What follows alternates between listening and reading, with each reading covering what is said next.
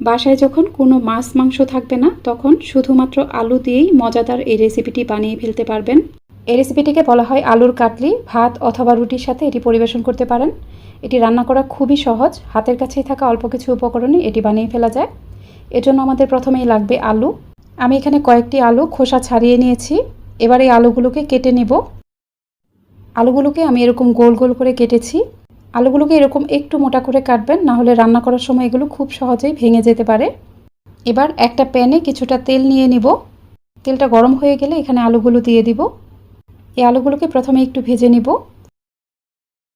আলুগুলোকে প্রথমে একটু ভেজে নিলে এই আলুর কাটলি খেতে কিন্তু অনেক বেশি ভালো লাগবে। এগুলোকে আমি হালকা ব্রাউন কালার করে ভেজে নেব। ভাজা হয়ে গেলে আমি আলুগুলোকে উঠিয়ে নিব। অবশ্যই এর তেলটা ভালোভাবে ঝরিয়ে নিতে হবে। সবগুলো আলুই তেল ঝরিয়ে আমি উঠিয়ে নিয়েছি। এবার তেলের মাঝে কিছু পেঁয়াজ কুচি দিয়ে দিব।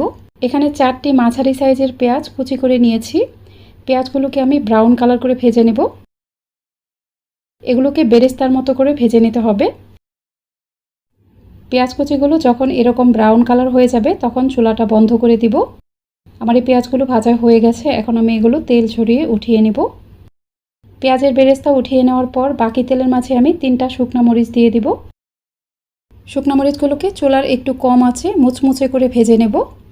ভাজা হয়ে গেলে মরিচগুলোকে উঠিয়ে নেব। এবার এই তেলের মাঝে 2 চিমটি পরিমাণ আস্ত জিরা দিয়ে দিব। জিরাটা ফুটে ওঠার পর এখানে 2টি মাঝারি সাইজের পাকা টমেটো কুচি দিয়ে দিব।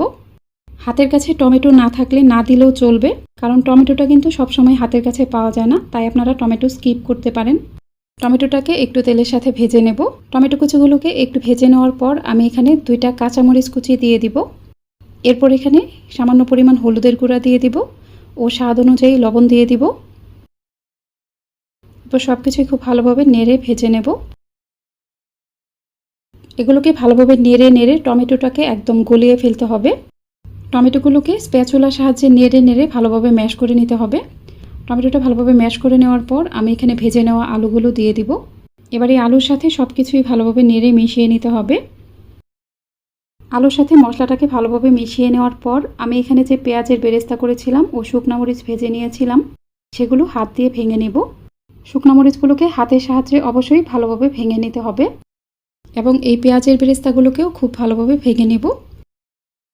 এগুলো যতটুকু সম্ভব হাত দিয়ে ভেঙে একদম ছোট ছোট করে নিতে হবে। এবার আমি এগুলো এই আলুর কাটলির মাঝে দিয়ে দিব। সম্পূর্ণটাকেই মুছে মুছে দিয়ে দিব। আপনারা চাইলে এখানে শুকনা মরিচটা আরও বাড়িয়ে অথবা কমিয়েও দিতে পারেন। এই আলুর কাটলিটা কিন্তু একটু ঝাল ঝাল খেতেই ভালো লাগে। এ পর্যায়ে শুকনা মরিচ ও পেঁয়াজের বেরেস্তা দেওয়ার ফলে কিন্তু এই আলুর কাটলির টেস্ট কয়েক গুণ বেড়ে যাবে। তাই অবশ্যই চেষ্টা করবেন শুকনা মরিচ ও পেঁয়াজের বেরেস্তাটা দিতে। আমি সব কিছুই খুব ভালোভাবে নেড়ে মিশিয়ে নেব। সবশেষে আমি এখানে কিছু ধনেপাতা কুচি দিয়ে দিব। ধনেপাতা কুচিটা দেওয়ার পর আলতো হাতে সব কিছুই একটু ভালোভাবে নেড়ে নিব। এটা কিন্তু একদমই হয়ে গেছে। আমি এখন চুলাটা বন্ধ করে দিব। যখন কোনো কিছুই মুখে ভালো লাগবে না, তখন আলু দিয়ে এই রেসিপিটা বানিয়ে দেখবেন। আপনারা এটি এমনিতেও খেতে পারবেন অথবা ভাত রুটির সাথেও পরিবেশন করতে পারবেন। আশা করছি আজকের রেসিপি আপনাদের ভালো লেগেছে। ভালো লাগলে অবশ্যই আমার ইউটিউব চ্যানেলটিকে সাবস্ক্রাইব করে পাশে থাকা অল লেখা বাটনটাতে ক্লিক করে দেবেন। আর ভিডিওটি যারা ফেসবুক থেকে দেখছেন, তারা অবশ্যই আমার ফেসবুক পেজটিকে লাইক ও ফলো দিয়ে রাখবেন। আজ এ পর্যন্তই। সবাই অনেক বেশি ভালো থাকবেন। আল্লাহ হাফেজ।